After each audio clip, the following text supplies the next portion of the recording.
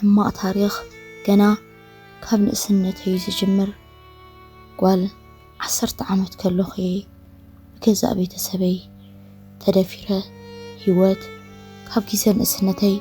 قلال نبرتن أبوين عدين كاب نقسنتي سلستفال عليو عديون نعي كتمهر عامس لزي نبرة علمي نتمرت مس أخلايا نابن لحاتني سيداتني نعقم جناب هزان علمي إن حقسكي تمرتي جميرة استاريخ زي نوزحات ولدي تمرت خون يخقليو تمرتي الناس مهاركو مستق حاتني أب حدا خفرينا نحضر نيرنا أزود حاتني نشتهي نبرن بعد ما عزيو خبايز عبي جمرت عمت أن خلو نايبون نايدون موزع حليو بيننا عبجزاب استرفنا ليو بحيل مستفرني نول حدا سبكي زاربيو أتنقغني جن بزونا حلف اللين عكبابنا استدفرت قوال زسمعان كرد أزفتن حبرة سب سلزي نبرة سلزة فرحان نتراي زي كونس كزاربون عغمي نبرنن كم زي نقرلو مسرقا قطع بهتان النتي كم بعلت بيتو بالحرساب حليفو أحواتون تركيسهم سرحيلو مدفارو قطعلا نقسنتي بز سلز جمرة يوتي كنا بهتان النتي سلام كنبر يكالكن نسوب قواني سلز نبرن كل كيزي سلز ريون حمامي كم معلتنا معلتي إنا قرديو سخي نيرو كابز تلعلا كل كيزي كم سراقي رأسي عدنينا ببزوح سكفتان رأس مدنانني نسناتي حليفيو حمامي زردا عبقوني كوينو كرد أن زفت نسون عين برن عنون نزوخ فوق أنزاي دفيرة استزارب قوسب عين برن تمرتيجن عبدحان زخونا خونتاتي نيرة عبوينا ديون نقافهم قديفهم زلوهم كلو إنا الأخيام زمهرون نيرم موداتاون عبلع الحزن حزن عبوي كابز عالم وموت تفلينا عزينا بكبير حزن كلناون نعيقن كابتا موت نيابوي ندحر أنا يخون الدي سحاشا وسانة زو السنة تاقات أميو ندي حزنا مسعات أنا فتسيمة كابا تفلي كملس كم زي كقل تترفون تمرتي كم استرف نقرقوا ولون انتلمنتني عبخوا عديون بقرهنتا والحنت خيفلتت من البات نيبوا حزن كوم غيروا خيكون إلى بمحساب كساب الرقاقي عبزخني بلتني أنا جن تحرزي واقع خفل سلزي للغو ولا قوات مرتبيت كاب كزانا روحق يهون مبر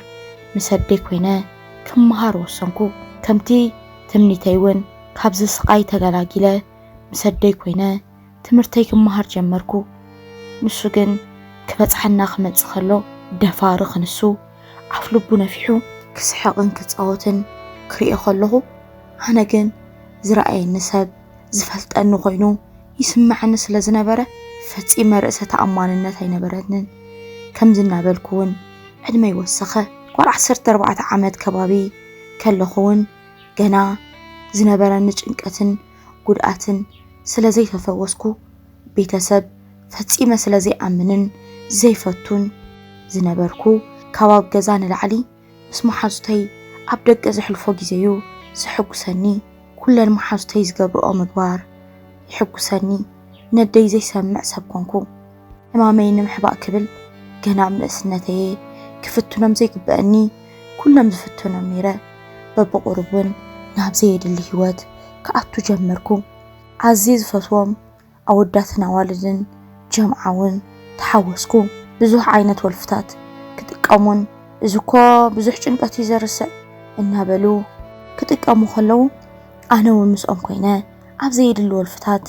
كأتو جمركو عزي فرح سلازنبركو تبعك مسلي زفتن عزي جنق سلازنبركو حقوستخ مسلي زفتن ناي حقوس حق يسحق بقى هيوتي ببقروب نابزي وطاء معبل أتوت عدي عزيات حزن ግን ከዓ ኣብ ደገ እምበር ኣብ ገዛይ ሕጉስ ክኸውን ስለ ዘይክእል ንዓ ዝሕጉስ ነገር ክገብር ኣይክእልኒ ንሳ ከም ሕዋትኪ ዘይትኾኒ ክትብል እዛ ተስፋ ዝቆረፀት ነፍሰይ ከዓ ናብቲ ናይ ሓሶት ተስፋ ዝህባ ዝሓለፈ ህፃንነታ ዘየሰክራ ዝተዓመፀትሉ መዓልቲ ዘየዘክራ ትወይ ነይራ ወላ ደኣ ናብ ሕማቕ መገዲ ይኸይድ እምበር ግን ከዓ ካብቶም መሓዙተይ ኣይኮነ እንዶ ክዕምፁኒ ካልእ ሰብ ከይትንክፈኒ ይከላኸሉለይ ስለ ዝነበሩ ፍቕሪ ዝረኽበሉ ቦታ ንሱ ጥራይ ስለ ዝነበረ ካብቲ ናይ ንእስነተይ ክፍኣት እዚዩ ነይሩ ምርጫይ ዝረኣየኒ ሰብ ፀጊባ ኣቦኣ ስለ ዘየለ ከም ዝኾይና ክብለኒ ከሎ ኣነ ግን ናይ ንእስነተይ ስቃዩ ከም ዝኸውን ደፋፊኡኒ ኣደይ እውን ኣይስተባሃለትን እምበር ስም ቤተሰበይ እንተልዕላ ዝሓርቆ ዝነበርኩ ሕርቃንን ንዕኦም ዝነበረ ንፅልእን ክትርኢ ከላ ፅጋብ እምበር ካልእ ይመስላ ኣይነበረን ካብዚ ዝተልዓለ እውን ኣዚና ኢና ምስ ኣደይ ንበኣስ ነርና ምስ ኣደይ ዘይነበረና ምስምማዕ እውን ከም ካልኦት ኣብ ከምዝናተይ ዕድመ ዘለዉ ናይ ኣደይ ትእዛዝ ይኹን ቆይቂ ብዝነበረኒ ጭንቀት ካልኣይ ሳልሳይ ጭንቀት ክሰምዕ ዓቕሚ ነበረንን ድሕርቲ ዘጋጠመኒ ዓመፅ ብፍቕሪ ተዘይኮይኑ ሓይሊ ዝጥቀም ኩሉ ከም ፀላኤ ዝሓስቦ ምስ ኣደይ ምጭቕጫቕ ስለ ዝፀላእኩ ገና ጓል 18 ዓመት ከይመላእኩ ካብ ገዛይ ወፂ ንዝተወሰነ ግዜ እውን ምስ መሓዙተይ ኣብ ጥቓ ትምህርቲ ቤት ተኻሬን ይነብራ ስለ ዝነበራ ምስአን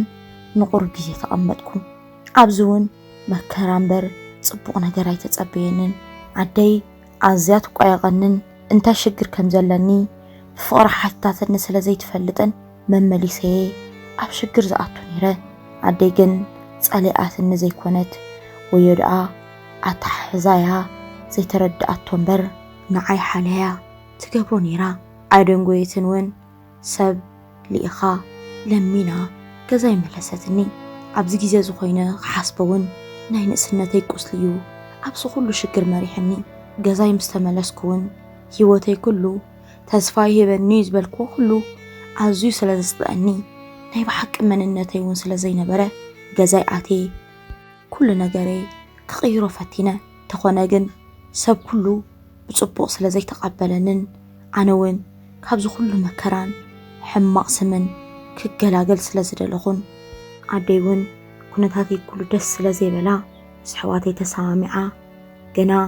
ጓል 19 ዓመት ምስ ኮንክያ ኣዲስ ኣበባ ከም ዝመፅእ ዝገበሩኒ ዕድል ገይረ እዚ ህይወት ይኣኽለኒ ዝተባህልኩ ዝመስል ዕድል እውን ቀልጢፉ ናብ ህይወተይ መፅዩ ኣዲስ ኣበባ ምስ መፀኹ ኣብ ኣሜሪካ ዝቕመጥ ሓወይ ኣይደንጎየን ሓዳር ክገብር ፍቓደኛ እንተኾይነ ሓደ ብስእሊ ዝረኣየኒ ዓርኩ ፈቲኒ ከም ዘሎን ፍቓደኛ እንተኾይነ ክሪኦን ነገረኒ ኣነ እውን ኣዲስ ኣበባ ምስ መፀኹ ናፅነት ስለ ዝነበረንን ኣብዚ እተዊ ኣብዚ ውፅእ ዝብለኒ ሰብ ስለ ዘይነበረን ካብቲ ዝፀልኦ ከባቢ ስለ ዝረሓቅኩን ምስ ነፍሰይ ጥራይ ዝኾነሉ ኣዝዩ ዝተረጋግአ ናብራ ክነብርን ናይ ብሓቂ ማንነተይ ክረክብን ይሓጊሱኒ ዝሓለፍክዎ ናይ ዓመፅ ጉዕዞ ግን ፈፂመ ይረሳዕክዎን ድሕሪ ዝኩሉ መከራ ሓዳር ምግባር ከም ዓብይ ዕድል ስለ ዝቆፀርክዎ ወላ ደኣ ምስ ወዲ ተባዕታይ ይዕልልን ይፃወትን ካብ ምድፋረይ ወፃኢ ምስ ወዲ ዝበሃል ርክብ ይኹን ናይ ፍቕሪ ዝምድና ስለ ዘይነበረኒ ንመጀመርታ ግዜ እውን ምስ በዓል ቤተይ ተላለና ንሱ ይፀልአንን ኣነ እውን ስለ ዘይፀላእክዎ ብኣካል ቅድሚ ምርኻብና ኣዝዩ ፅቡቕ ሂወት እዩ ነይሩና ክምርዓውን ወዲእና ምስ መፀ ግን እቲ ናይ ህፃንነተይ ሕማም መሊሱ ከም ብሓድሽ ስለ ዝተቐስቀሰ ምስኡ ሓዳር ምስ ገበርኩ ልክዕ ከምቲ ምስ ኣደይ ዝነበረኒ ጭቕጭቕ ምስ በዓል ቤተይ እውን ሓደ ኢለ ጀመርኩ ነዊሕ ከይገበረ እውን ኣሜሪካ ተመልሰ ሕጂ እውን በይነይ ክኸውን ከለኹ ሕማመይ ስለ ዝረስዖ ዝነበርኩ ተደዊልለይ ክንዕልል ከለና ፅቡቕ ገይረ ዘዕልሎ ነይረ ንሱ እውን ድሕሪ መርዓና ነዊሕ ስለ ዘይገበረ ባህረይ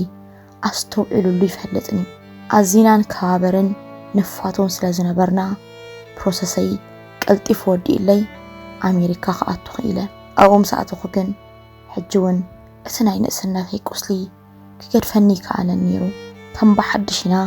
ክንጨቃጨቕን ክንበኣስን ጀሚርና ሰላም ውዒለ ብፍቕሪ ምሲና ኣብ ዓራት ክንበፅሕ ከለና ፈፂምና ንሰማዕና ምኽንያቱ ዝረኣየኒ ታስተደፈርኩላ መዓልቲ እታ ንብዙሕ ግዜ ብሓይሊ ዝደፈረኒ መዓልቲ ከም ብሓድሽ ኢና ክንጨቃጨቕን ክንበኣስን ጀሚርና ኣብዚ ሕጂ ግዜ ኮይነ ክሪኦ ከለኹ እቲ ናይ ንእስነተይ ዘይሓወየ በሰላ ምዃኑ ዝርድአኒ እምበር ኣብቲ ሽዑ ግዜ ብኸምኡ እየ ምስ ሰብኣይ ዝጨቃጨቕ ዘለኹ ኢለ ስለዘይሓሰብኩ እንታይ ከም ዘጨንቐንን እንታይ ከም ዘጋጠመንን ፈፂመ ነገርክዎን ንሱ እውን እንታይ ጎዲልንያ ከም ዝትኸውን ዘላ ዝጎደላ ዘይብላ ንጥቕማ ጥራያ ቀሪባትን እምበር ፍቕሪ ዝበሃል ይብላን ዝብል ሕቶ ፈጠረሉ ኣነ እውን ኣብ ልዕሊኡ ክፉእ ሓሳብ ስለ ዘይነበረኒ እቲ ናይ ንእስነተይ ፀገም እዩ ኢለ እውን ስለዘይሓሰብኩ ሕጂ እውን እንታይ ፀገምኪ ኢሉ ዝሓተኒ ሰብ ስለ ዘይረኸብኩ ዕድመይ እውን ንእሽተይ ስለ ዝነበርኩ ኣብ ሓዳረይ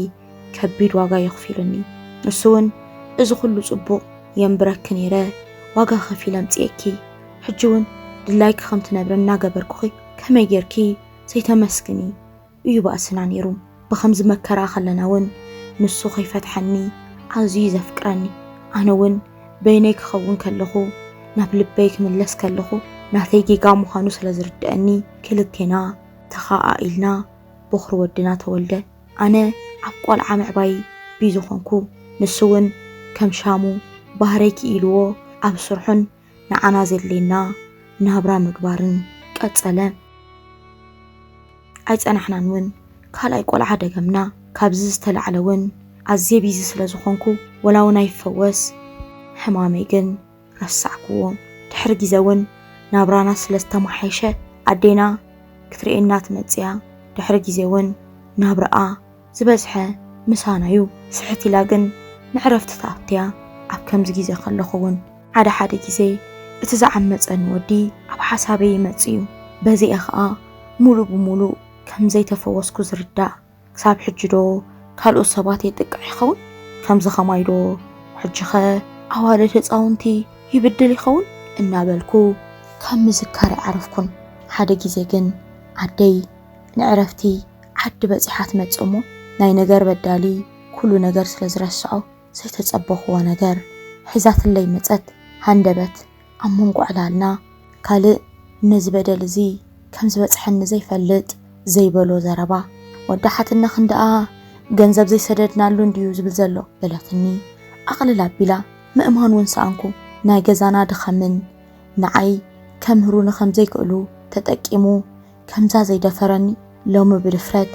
ቤተሰበይ ስለ ዝኾነ ጥራይ ካባይ ገንዘብ ምብላዩ ኣዝዩ ይገረመኒ ኣብዚ ግዜ እዚ ድማ ዝኾነ ነገር ክገብር ከም ዘለንን ፈፂሙ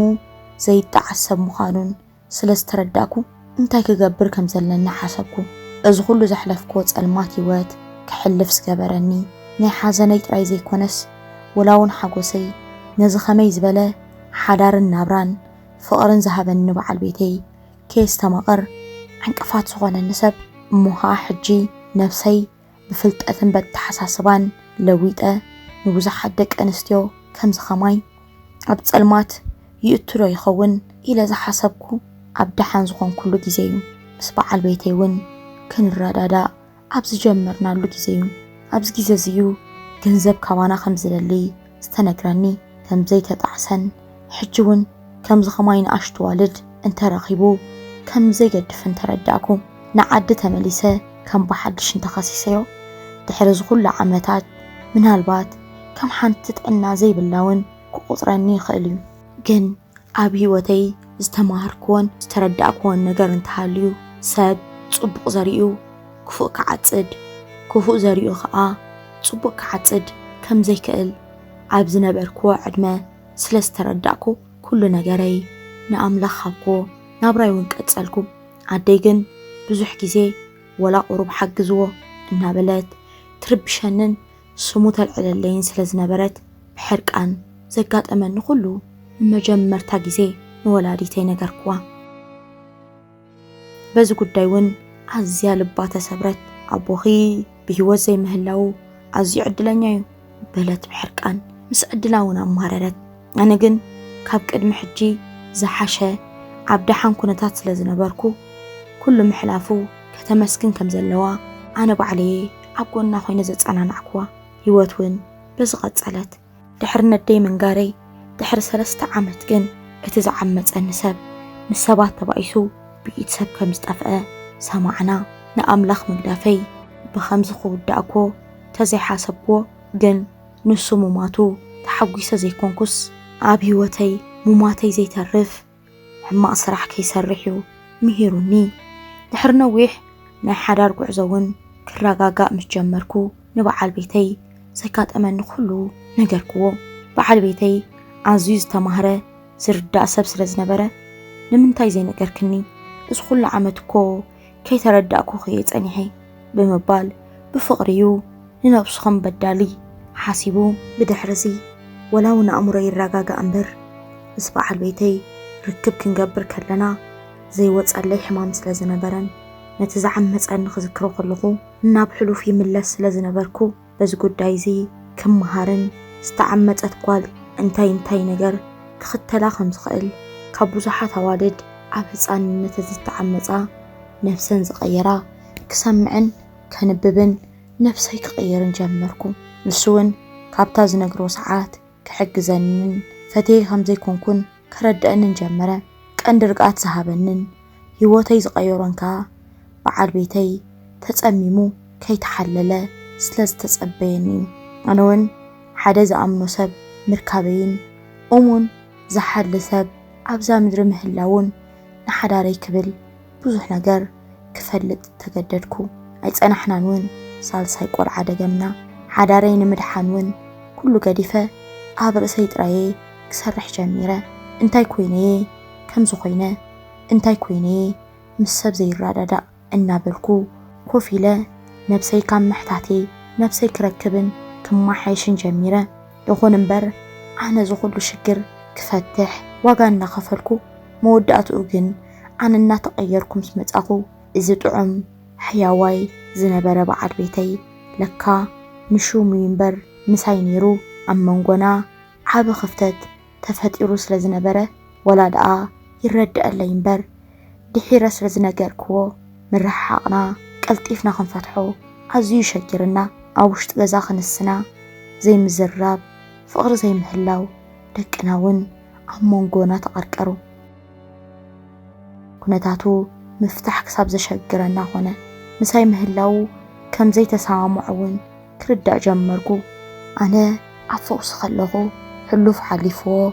ከም ዘይረብሕ ክነግረኒ ጀመረ። እዚ ኩሉ ተቐቢልኒ